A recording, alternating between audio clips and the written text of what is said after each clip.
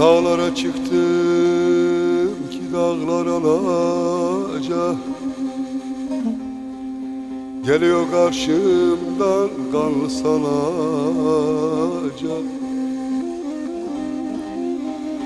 Bir kardeşim yok ki salam ilacak. Vuruldum dalgalarıma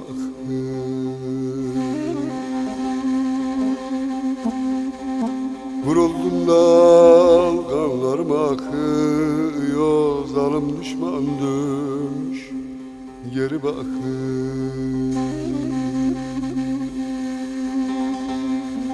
Vuruldum dalgalarıma akıyor. Zalim düşman dönmüş geri bakın.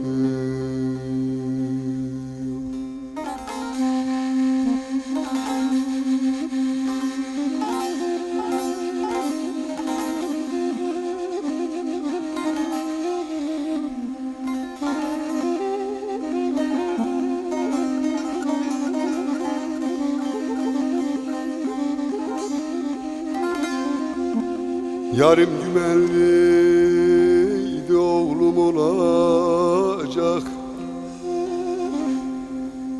Oğlum olup ocağımı yakacak.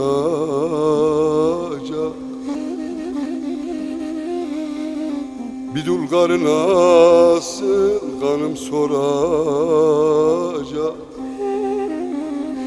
Kanım soranlar tarlamı sar.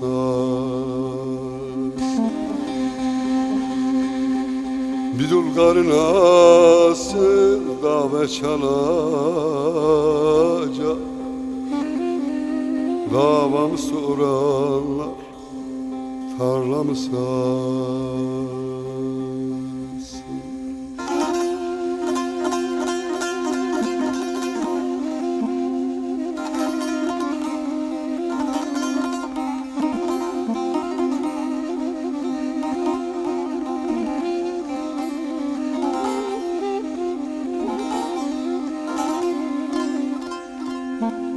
Taşlanmış şu dünyanın yapısı, bana düşman imiş köyün hepsi.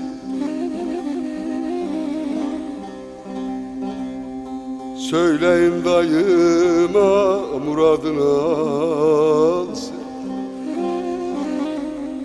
Gitti kaldı yeğenimin kapısı.